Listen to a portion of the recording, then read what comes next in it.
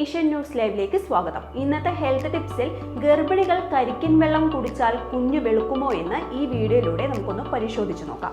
ഗർഭകാല സംബന്ധമായ പല ധാരണകളും നമ്മുടെ സമൂഹത്തിൽ ഇപ്പോഴും നിലനിൽക്കുന്നുണ്ട്.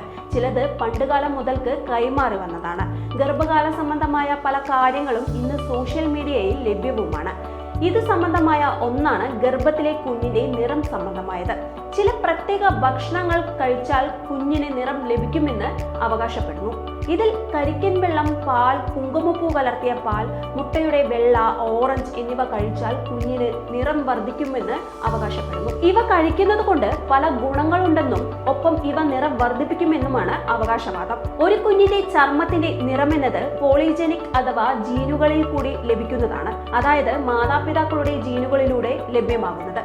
കുഞ്ഞിന് മാതാപിതാക്കളുടെ അതേപോലുള്ള സ്കിൻ ടോൺ ഉണ്ടാകാം. ഇതല്ലെങ്കിൽ കോമ്പിനേഷനായ സ്കിൻ ടോൺ ഉണ്ടാകാം. ആരോഗ്യകരമായ ഡയറ്റ് കുഞ്ഞിന്റെ ആരോഗ്യകരമായ ചർമ്മത്തെ സ്വാധീനിക്കുന്ന ഒന്നാണ്. എന്നാൽ മെഡിക്കൽ വിശദീകരണം അനുസരിച്ച് കഴിക്കുന്ന ഭക്ഷണത്തിലെ പോഷകങ്ങൾ കുഞ്ഞിന്റെ ചർമ്മത്തിന്റെ നിറത്തെ സ്വാധീനിക്കുന്നുവെന്ന് പറയാനാകില്ല.